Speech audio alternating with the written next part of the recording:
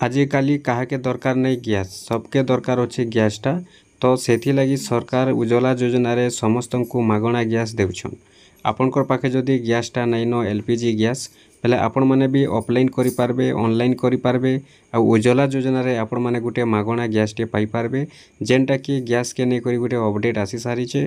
आसुन मुई आपण मानके पेपर माध्यम रे अपडेट आसी सारिचे मुई आपण मानकु पढ़ी देउचे सुने देउचे आपण माने देखि दउन सुनि दउन आ आपनकर पाखे जदि नहीं न एलपीजी गैस कनेक्शन आपण माने एलपीजी गैस कनेक्शन नहीं पारबे केवल सेटा हेउचे मागणा रे। तो आसुन मुई आपण मानके पढ़ी कर सुने देउचे देखुन इन जेनटा कि लिखा हिचे 25 लाख महिला को फ्री एलपीजी कनेक्शन जानतु केमिति करि परिबे आवेदन।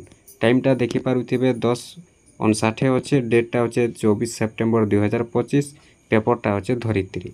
तापरे देखुन जीएसटी परे भारत सरकार एबे गरीब महिला को एक नूतन उपहार दैछन्ति।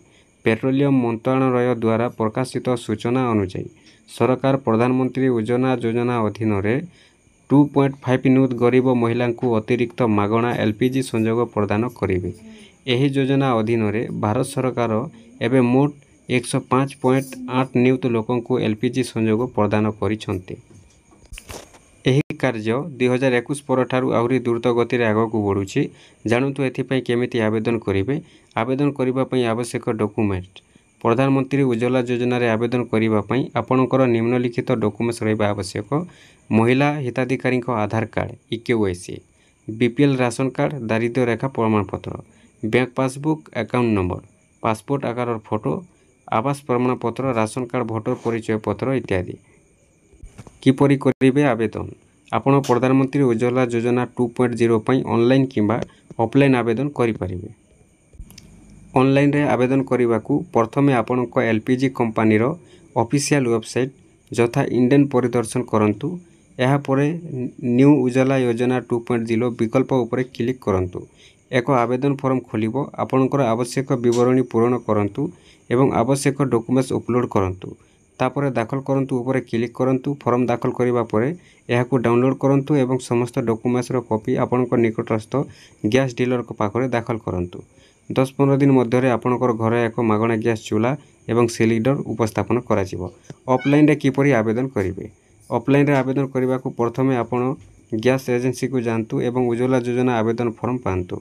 यापर आपणकर नाम ठिकाना आधार कार्ड नंबर परिवार अन्य सदस्यों विषय सूचना bank account number BPL card ration card number पूरण करंतु।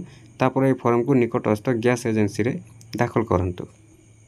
देखुन आपण माने ए भलिया उज्ज्वला 2.0 कनेक्शन नहीं पारबे उज्ज्वला गैस रो आ आपनकर पाखे जदि नहीं न आपनकर पाखे जदि राशन कार्ड अच्छे बोले निहाती भाव आपण माने पाई पारबे।